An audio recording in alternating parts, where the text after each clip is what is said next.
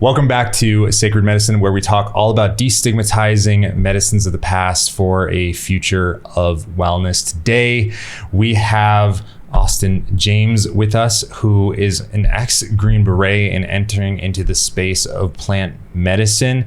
Today, we're going to be talking all about his story, how he's gotten to the place that he's at, and navigating the incredibly tricky sphere of plant medicine and legality inside of the US, being a facilitator, a practitioner, whatever word that you particularly choose. How are you doing today, Austin? Hey, Jake, I'm doing really well, thanks. Thanks for having me on. It's an honor. Well, it's truly an honor to be talking with you and to know your story, but I'm really excited to dive into it for anybody that is listening in the audience, and for other professionals and for others that are around this sphere that want to see it move forward. So I would love to start today with just talking a little bit about your history, how you got to where you are today. Like in the words of Jerry Garcia, man, what a long, strange trip it's been. I joined the Army in 1990 as an enlisted soldier, and then came out, went to college, went back in as an officer, and then ultimately volunteered for Special Forces. So my first Special Forces unit was in about 97, ultimately retiring in 2017. And so 20-ish years in special operations. Those early years were with the National Guard as I was trying to make my way onto active duty. So I was assigned to my first active duty Special Forces A team or Alpha team, ODA, in 99. 2000. Yeah, 2000. I finished the Q course, the qualification course in 99, 2000. So you can imagine where I was in 2001. That led to 6 deployments over the next 16 years, total of 42 months in combat. And this is a part that I want to be very clear about. Truth is as thin as a razor. And so I want to make it clear that I'm never going to embellish nor to minimize my PTSD, the events that led me to PSD. In other words, there were a lot of my brothers, the non-commissioned officers, who did the majority of the heavy lifting, the pipe hitting, as we would call it. I did not have as much of that. As an officer, the more you move up in rank, the less pipe hitting you do and the more staff work you do. So I don't want to paint a picture that I was out there, in gunfights for 42 constant months or for 42 months consecutively, whatever. But then again, I don't want to diminish it either. I still had my shit. I had some close calls and plenty of near misses and just things. Even as a staff officer, I was a senior major one time and not engaged in combat when one day the Taliban breached the wall that I was sleeping in a compound. It was a big compound. It was Bagram Air Base, which at that time housed 20,000 soldiers, but they breached the wall, I guess like maybe 30 meters from where I was sleeping at 4 o'clock in the morning. So, you still had stuff. You still had things that transpired. So, well, thank you for clarifying that. So over those 40 plus months of seeing action or being in combat in whatever capacity that might be, where did that wind up leaving you exiting being a Green Beret? Yeah, so Green Berets and the special operations community at large, Rangers, SEALs, etc. We're very similar. We're very programmed to not be weak. I've seen some men do some incredible things that are hard to put your mind around. Even me sometimes. I've seen people walk 12-mile road march with a 70-pound pack on a broken foot because we're notorious for eating our young and sensing blood in the water. So if you show weakness at the time, now I think we're getting better at it. I want to give credit to leadership who's trying to change that paradigm. But back in, the early 2000s, showing weakness was not acceptable.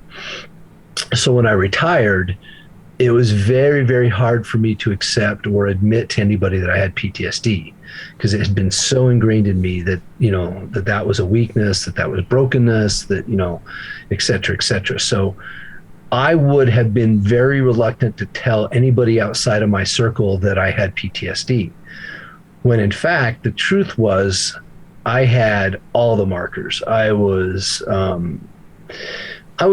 My alcoholism sort of came and went. I was definitely, trying to balance that, again, something that I wasn't fully admitting. I was using opioids pretty regularly in addition with the alcohol. I ultimately would end up getting fired from the first job I got out of the military. I was going through my third divorce. I had children that wouldn't talk to me. Probably one of the worst days of my life was the first Veterans Day after retiring. It was November 2017, and I went up into the mountains, and there was this little bar in this little rural town at the base of a national forest, and I drank and drank and drank until it closed. And then the owner, who was the bartender, gave me permission to sleep in the parking lot that night. So here we were in November in the Rocky Mountains, and sleep in the back of my truck with a gun in my mouth. That was one of my low points. The next major low point in my chronology was the summer following that, summer of 18. And I got into a disagreement with my parents, and it escalated into destruction of property, is I think what's on the arrest report.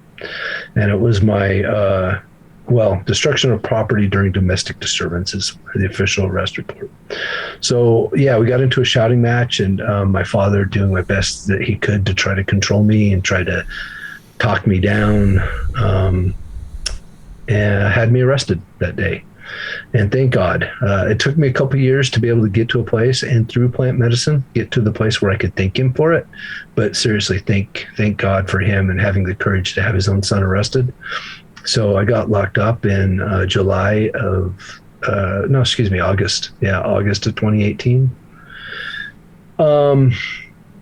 So it was in that jail cell that I really had to think, because you're by yourself there, man. Like you don't, can't really point the blame or anything else. Like you really have to contemplate your station in life. And it was there that I said, okay, I have a problem. I really, truly do have a problem. And I was also seeing, like, I had a number of, I don't know, I have to go back and look at the official number. I always forget, but it's somewhere between, 10 and 15 restraining orders on me. Cops were being called out to my house almost every 6 weeks. So I could see escalation, and I could see the writing on the wall. And so it was in that space that I realized that the severity of the problem, and then that I had to find a solution. And so I literally just started Googling over and over and over. Veterans, real solutions, PTSD, veterans curing PTSD. I was done with the Band-Aids, man. Like the pills that they give you are, they're to a degree, they work. I like to describe it as sweeping back the ocean with a broom, one day at a time. Yeah. And as long as you have that broom in your hand, you're great. But the moment you decide or forget to take your pills, you're not cured. You're just, you're right back in the abyss. Is that the main broom that is offered, so to speak, to veterans, is medication? Well, the broom sort of has like three prongs. I would say it's medication, talk therapy, and then there's a large movement for service animals, which was problematic for me because I was allergic to dogs. So I even tried to find a hyperallergenic dog, and it still didn't work. So yeah, nothing was really working. Group therapy, talk therapies, they're just, in fact, they're almost more triggering to me, to be honest with you, because it just drags it up again. I mean, I get it. It helps some to a degree, but it also felt like it was also counterproductive. So it sounds like the current methodologies, at least for yourself, you didn't feel were nearly effective, or it sounds like there's almost like kind of this race against the clock in your life that you felt, where like, I am escalating, I have to de-escalate before this gets to a point of no return. Precisely, man. It was a race against the clock. It's like, how fast can I find a real solution before I'm intuitively and experientially, I knew where this was going. Like, you can't keep escalating with cops every 6 weeks and not, we've all seen the news. So yeah, I was in a race against time. And every time I did that search, real solutions, cures for PTSD, over and over and over, the same word kept coming up. And at the time I didn't even know how to pronounce it, but the word was ayahuasca. And so I just, I was like, ayahuasca. Like, I couldn't, I was like struggling to even try to pronounce it. That's my favorite topping on hot dogs. Yeah, right. Like, where do I get that? Can I buy it, at the local grocery store, the herbal store? I don't know. So that began my search. I knew, and the thing was, is at the time I had no clue how that even worked. I had no clue why it worked. All I could tell was that when I listened to the YouTube videos of other veterans who've sat with ayahuasca, I could hear it in their voice. I could see it in their eyes. Like, oh, that dude is, yeah, he's different. Like, he's not wrestling with his demons right now. I could tell. So I got to find this. So you saw something that you recognized was helping individuals that had PTSD, and that you could hear in their voice, you could see in their eyes. And I'm going to assume that in your story, you found it. What were the effects that you noticed immediately? Like, let's Quentin Tarantino it. Let's jump forward in time. Okay. Day zero with your experience. So I found a retreat. It was in the States because the pandemic was sort of keeping me from going South America. So I found one in the States, and literally, I had so much skepticism. I'm not going to lie. I was like, even after I saw those videos and knew that this was like maybe my best shot, I still approached it with a high degree of skepticism. But man, once that journey began, literally the world went black. And I just pulled a blanket over my head, curled up in the fetal position, and then it began. And it's hard to describe. I describe it basically kind of in these steps. So first I went black, then I saw the colors, the fractals, the visuals. And then before I know it, I was confronting myself, my ego. The shaman who served the medicine, who was a sweet, dear lady, she came over to me and was speaking with me and asking, saying, Austin, what's going on? Austin, tell me about what you're seeing. And I didn't realize at the time what channeling was. I was so new to this space. I had no clue, but essentially I was channeling. So I ended up like, it ended up manifesting in a fist. I was holding my fist out, and she was asking me about it, and I kept describing it like, this is me. I just kept saying, this is me, man. And she was like, what does that mean? What do you explain that to me? And I said, you don't understand. Like, I've been counted out my whole entire life. I was adopted. I was the fat kid. I moved to a small town where if you're not born into it, you're ridiculed. You're always an outsider. All these stories that I told myself, which, we all tell ourselves stories. So they're sometimes false, and they become the narratives for our lives. Well, I rebuilt myself I rebuilt that shattered ego in the most masculine way that I could subconsciously. It wasn't like I deliberately thought about it, but that's what the medicine was showing me, is like, oh, like, yeah, like you had a shattered ego, so you went out and rebuilt that ego. But the problem is like most things in life, unintentionally, I overcompensated and rebuilt it in super toxic masculinity. And so, she worked me through that probably within about a half hour. And I could see it, but there was also a part of me who was so deeply invested in being a Green Beret and a combat veteran and having survived that, and like that identity, that I literally grabbed it with my left hand like this, and I said, I will never give this up. I was like I was ground. I will never give this up. And she, such a beautiful soul. She almost, I think she just took her little pointer finger and just gently put it on my left hand and pried it away. And she said, Austin, you don't need to give it up. In fact, you're going to hang on to that. That's going to become your identity. And that is your key and your authenticity, but your key into those communities. And I was looking at her like, what are you talking about? That's your key into those veteran communities. And I'm looking at her, and then she grabbed my left hand and she brought them together. She says, now we're going to balance it. This is your identity in, and this is a healer. And again, I was looking at her like she was speaking, I don't know, like she was speaking Latin or something. I had no clue what she was saying. And then she just got really, really close and got up in my face. And she said, Austin, this was all organized by the universe. You haven't known this, or you may have forgotten it, but you are a shaman. And I'm extending that call to you tonight to step into your power and to step into your role as a shaman. That was my first night,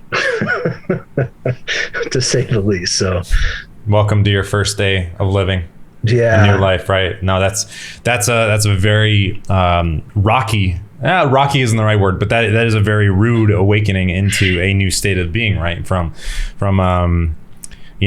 day one of post ayahuasca or post plant medicine, PPM, and then the day right before, where it sounds like you were grasping for anything that could fix you or heal you or keep you from hurting yourself or other people. Yeah. And now you've tasked with this new mission of being a healer to the communities that you are a part of. Where has that led you?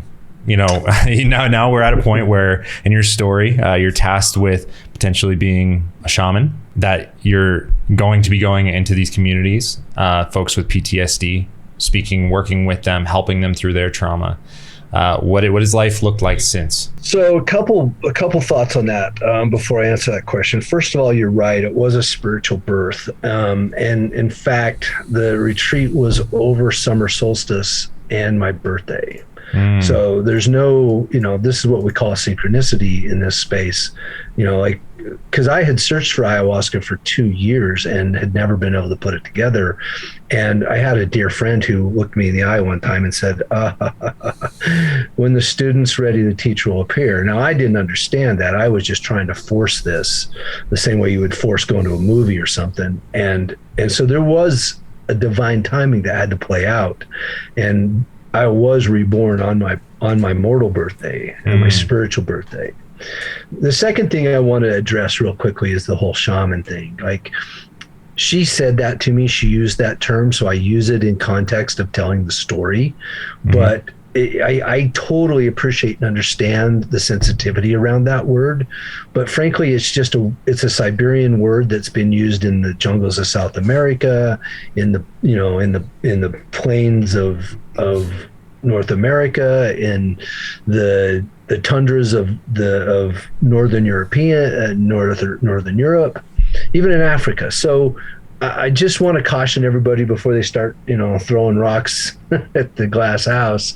Like, I get it. I'm not indigenous to South America or Siberia, but that's okay. I am indigenous to Scandinavia. I consider myself a Norse pagan, and they had shamans as well, or healers in their community. So just with that little caveat. So where did this lead me? Well, I'm not gonna lie. Like that was a 4-day retreat, and the first 3 days of it were so overwhelming to me in terms of trying to balance both my self-healing and make sense of what it was going to mean to me now to be a healer in this medicine space that I knew nothing about, that it almost hijacked the process. So I literally got to a place where I was so frustrated, let's say, that I left the retreat a day early. I literally, she was working with me, and again, I don't put any of this on her. This was me. She said, Austin, you need to go and you need to take a walk and get, ground yourself. And this was on the third night. And I just kept walking and walking and walking until I walked about 7 miles out of the mountains by myself in the night. And I went to a restaurant. I'd been practicing the dieta, which is, a preparation diet, leading up to this, where I was vegan for about a month. So I went to a restaurant and bought 2 sirloin steaks, ate them both myself, walked across the street, bought a 6-pack of beer, and went up found a hotel, went inside and rented a room and watched UFC fighting. So it was me, it was my ego, which was, that toxic, it was that toxic masculinity ego that I had said I would never give up. It was almost like making its last grab at keeping me, I guess, or keeping its terrain, holding on to that identity, and ignoring the healer. As much as she had extended that calling to me, now I had disrespected her. So I went months without her returning an email or a phone call or anything like that, which is, I don't hold any blame for. So here I am in the deep end of the pool, so to speak, with cinder blocks around my ankles, grasping for any sort of, floaty or pool noodle that I can get my hands on to try to keep my head above water with what was going on. Ultimately, it was my girlfriend who said, "Hey, why don't you get a second opinion?" So I thought, well, actually a pretty good idea. So I contacted somebody here, local, who was Norse, pagan, and who did runes divination. And I went to her and I told her the story, and I went to her and said, I didn't tell her the full story, I just told her part of the story, and asked for a runes reading, which is like Nordic tarot cards, if you will. And she did my runes reading and said, she looked up from that first reading and said, "Has anybody ever told you you're a shaman?" And I just thought, oh, son of a bitch. So here we go. Yeah. So anyway, I guess that was a long answer to your question, but the bottom line is so I entered into 2 sort of circles. One where I learn from that second woman who teaches me the non-plant medicine forms of shamanism, learning all the pieces to that, like divination, cord cutting, shamanic journeys, spirit animals, past life retrieval, that. And it's an intensive process. And then I entered into a circle of plant medicine facilitators or shamans who are teaching me and bringing me along in that space. And that led to me holding my first ceremonies. So I started holding ceremony a few months after that, and have been holding ceremonies 1 to 2, 3 times a month since then, as I grow into this space. Yeah, and this is a very interesting perspective of someone that, you're yourself acknowledging that you're very new to this calling, and you've answered it, but you're new to it, and you're learning and navigating, and how cool is it, and how strange is it to be a man that's got some years, but also be learning as if like a baby, right? Like this life experience matched up with this newness, these new eyes. That's very fascinating. So my question is, like, first, I guess the personal question: how are you navigating that paradox, or that dichotomy of being, filled with life experience, but also all this newness? Frankly, I'm going to say quite easily, because as a Green Beret, our motto in Latin was de Opresso Liber, which is to free the oppressed. And I don't see any difference. I mean, that was more of a tactile freeing of the oppressed by going in and neutralizing the terrorists. This is a different sort of freeing the oppressed, freeing people from oppression of mental illness. So I see them very much parallel. And you're right, I do have a lifetime of experience under me. I was in the military for nearly 3 decades. And I honestly believe that those two lifetimes are very parallel to one another. I don't see much different in it. In fact, I was talking to another Green Beret just last week, who's planning to come and sit in a retreat with me here in a couple of months, and he said that he appreciated my thoroughness with bringing him into the space. And I said, yeah, man, like, I bring the same intensity of being a Green Beret to serving plant medicine and to doing this work. So I see them very, very intertwined. I see that some of the habits and some of the, I call them standard operating procedures, things like that. In fact, one of my good friends who was in Ranger Regiment and who is in plant medicine space, like, I can speak about things in a military way with him. So, and serving, and this is my primary focus, is to serve my brothers and sisters who served in the military. So I can sort of translate those skills, that language, those, those habits into this space. Yeah. The culture and ways of being, right? Yeah, exactly.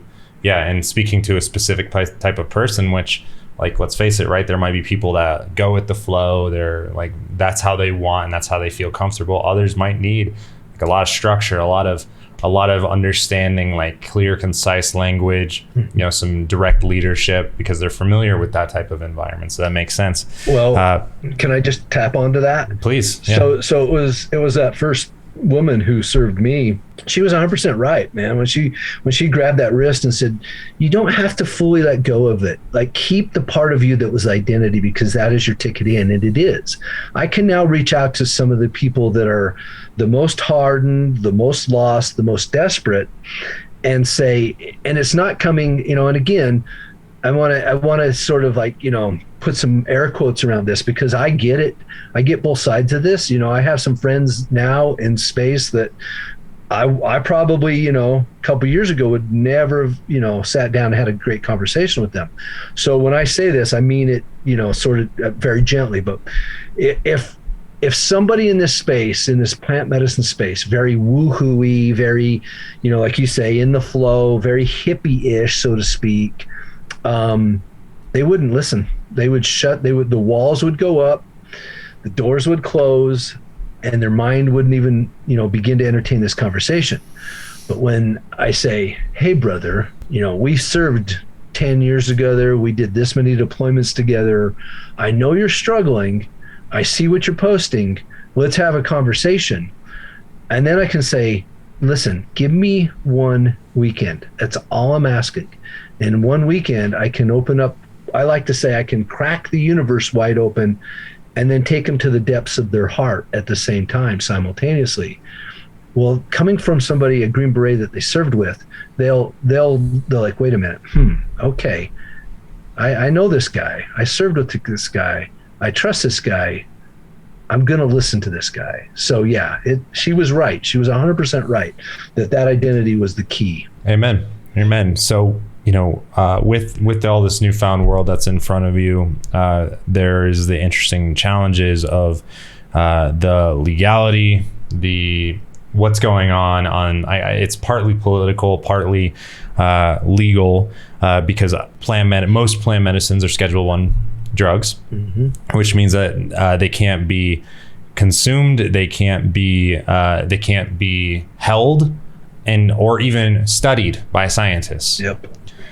Now, how are you navigating this space as someone that once served the U.S. and now entering into the space where you're still serving the U.S. but in a completely different way, and in a way that, like, federally or on a state level is illegal. Yeah, delicately. Delicately is how I navigate that space. And frankly, you have to have it, like when you step into the space and you understand that the universe has a plan for you, and doing your best to live up to your soul contract, the thing that you agreed to do before you were ever born into this world, you have to trust the universe. Now, I will tell you that I have a lot of measures in place in order to navigate this. For example, I don't keep anything at the house. I don't advertise anything whatsoever. It's only word of mouth through people that I know and trust, and people that they know and trust who are referred word of mouth. And then, I think that, again, I've already crossed this bridge. I think that I said this to you before, like I was prepared to die for my ethos as a Green Beret.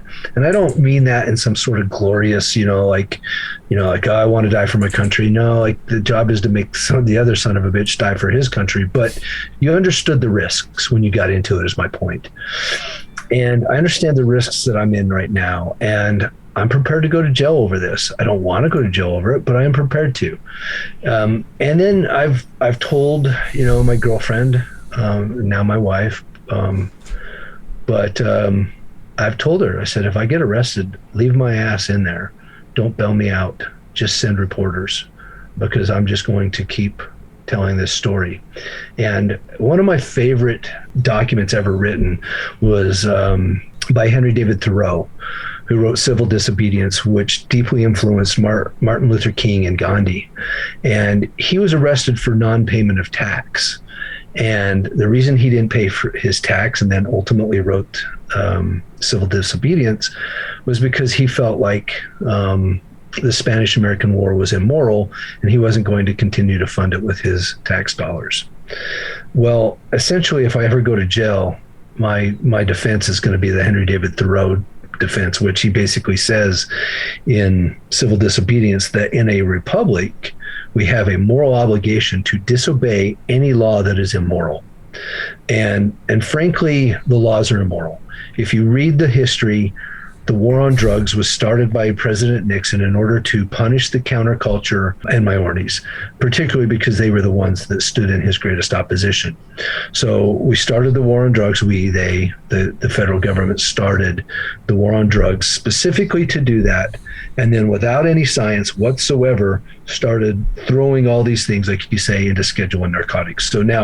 So just for context, a gram of mushrooms, which literally grow in cow pastures all over Southeast USA, are the same as if I had 10 pounds of methamphetamines or crack or cocaine on my person.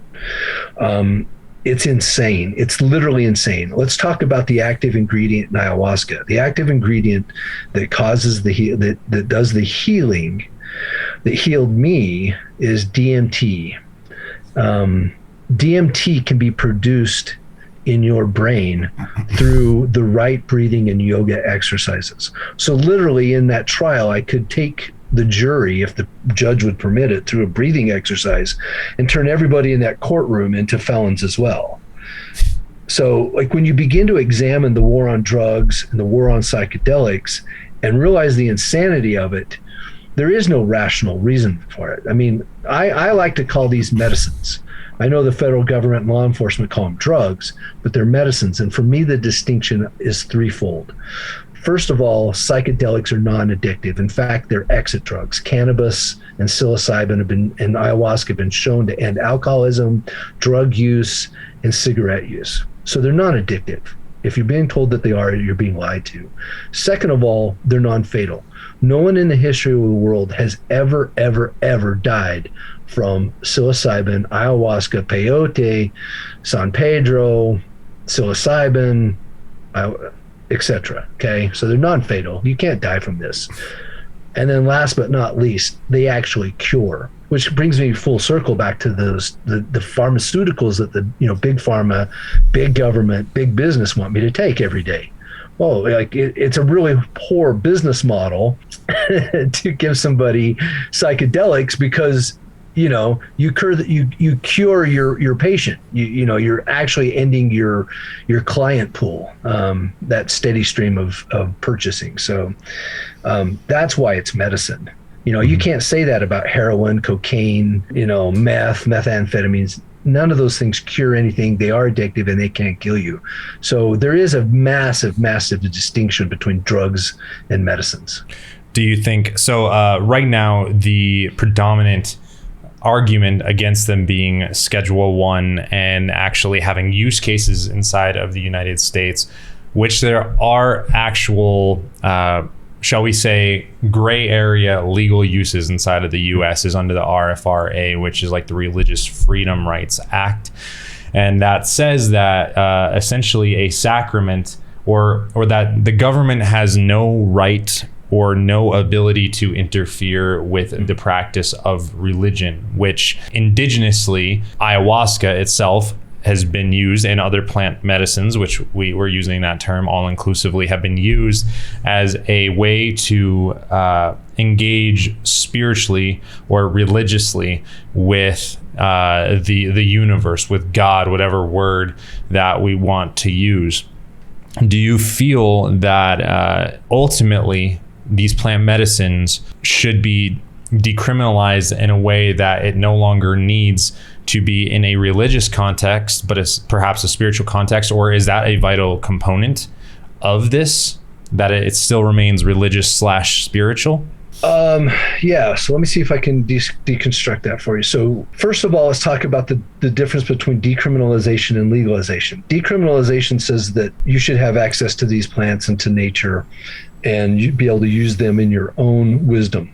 Because again, they're so safe, right? Like again, more people died swimming at the nearest lake, the lake nearest my home last year, than have died using psychedelics in the history of the world. So when a politician stands up and says, well, these are unsafe and we can't let, people, abuse them, I really have to wonder about his education on the subject. So that's decriminalization. Legalization, sadly, is when the government steps in and says, like in California, and says, okay, we're going to legalize cannabis.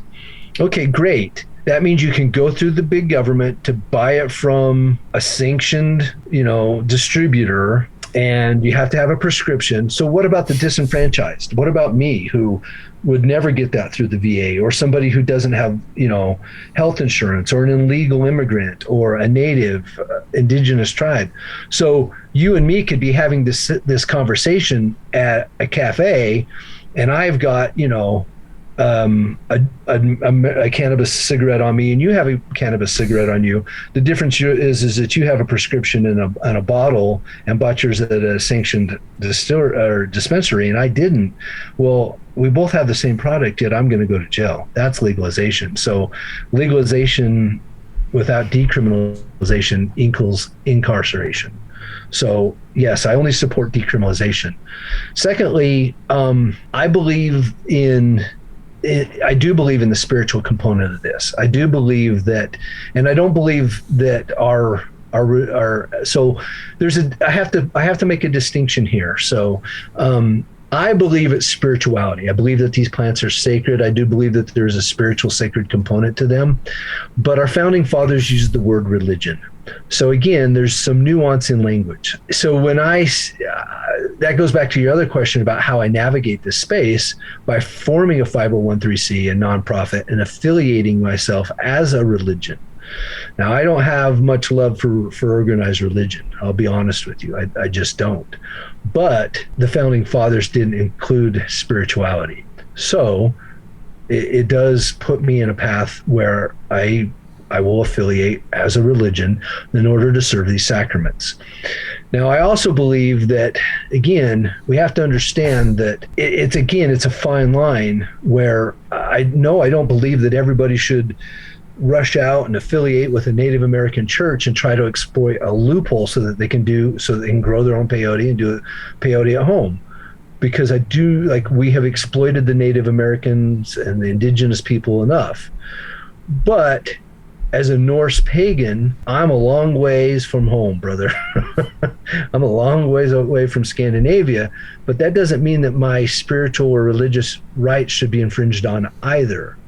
I should be allowed to identify with divinity, spirituality, and by necessity of the First Amendment, religious practice, and have access to entheogen, sacred plant medicine, regardless of where I happen to, collect my mail every day. Does that answer your question?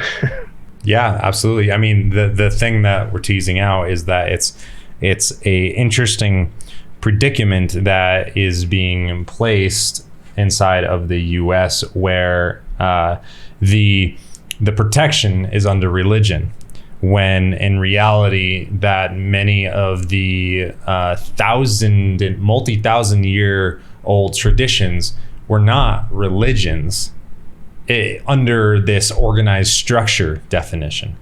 This is, in a way, it's one of the oldest, if not the oldest religion by practice, if we define it like that, as in sacrament, as in a way to commune with something larger, something beyond us, another dimension, whatever it may be. One of the oldest use cases of a sacrament, predating Christianity or anything else, yet it is a sticky area based off of legal ease and verbiage. Yep. Which is, it's very strange. And the situation that we're being placed in is forming structured churches in order to fit under this First Amendment protection. Right. It's such a peculiar little dance, to be honest with you. And the further evidence that this should be allowed is the fact that psychoactive plants and medicines can be found, plants and psychoactive, let's just say the entheogens, can be found both in plants and animals in nearly every region of the world. Like the only one that I can think of that maybe there isn't is like Antarctica. But if you go to Africa, if you go to Northern Europe, if you go to Asia, if you go to South America, if you go to North America, every place has their plant medicine, their animal medicine, and these psychedelic medicines. So it's really, really interesting to see big government, big business fight against it when in fact it's everywhere. So what do you want to see happen in the future? What's the reality or the future reality that you hope and that you believe in?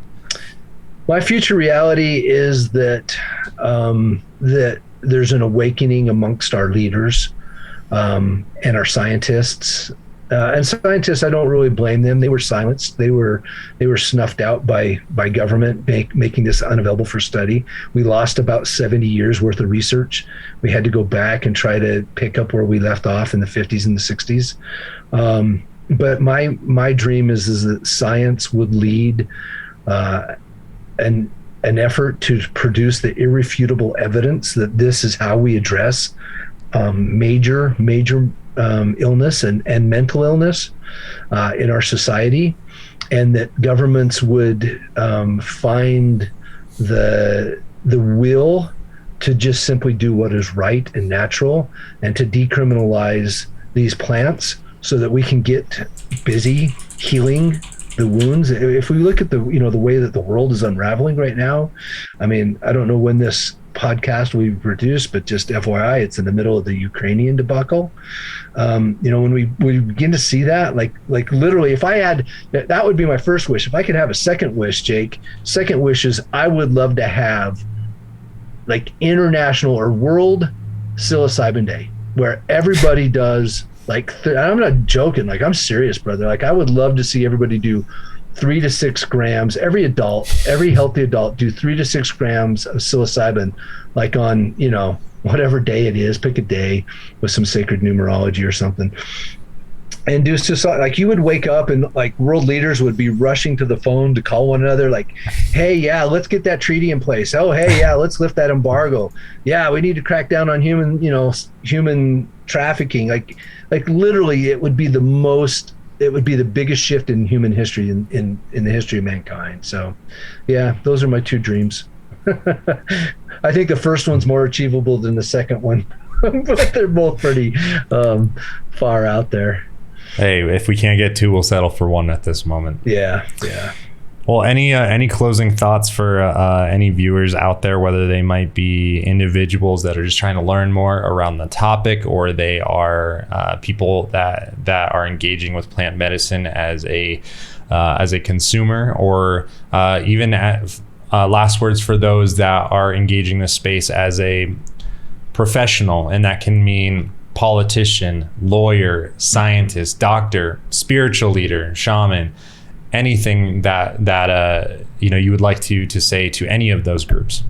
Yeah, first of all, if you're a doubter, I would invite you to do the research. And I mean, like, the research is becoming so overwhelming right now. I run a little Facebook group, and I thought, you know what, if I could get 50 people into it, and if I could maybe post an article a day, I'll probably run out of articles in about 3 months. Like I literally could post 10 articles a day, new articles every day coming out.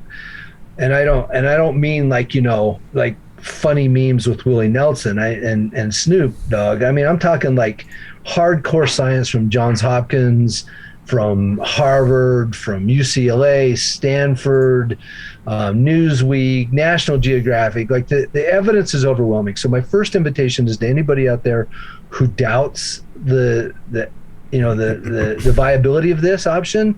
Please dive into the research. Like this has been around for tens of thousands of years, and this was the way before we lost our way. So we're returning back to that. Please join us. Please do the research. My second thing, my second recommendation to those, like you say, in the professional aspect of this, lawyers, politicians, administrators, facilitators, shamans, whatever you want to call it, even people at home growing their own mushrooms in their closet, please give respect to this sacred medicine. That's the truth. It's like the counterculture in the 70s died away because they took it too far. They thought that it was a license to have sex in the streets in San Francisco and, to burn the governments down and things like that. Like there is also, there's a spectrum where we don't go far enough, where we are right now, and then where we went too far back in our history, and it gave license to those in power to ban these substances. So give them the sacred respect that they deserve. These are sacred plants. They do come from a divine source. They have and hold the power to cure us, which is one final caveat. Big government and big business and big pharma are in bed with one another, trying to make a synthetic version of this so that soccer moms can take daily microdosing synthetic psilocybin. And that's never going to hold the power and the capacity that the natural the natural plant will hold. So, or fungi. So please give the utmost respect and love to these plants. Well, thank you so much for coming on, lending your time, your experience, your life experience, your journey, and your thoughts on the current space. You're much appreciated by me, and I know everyone watching will appreciate your honesty, your vulnerability, and your bravery and faith moving forward with the messages and the commission that you're being called into. So thank you to you, brother. Austin, and thank you to everybody else that has watched this. We'll see you soon.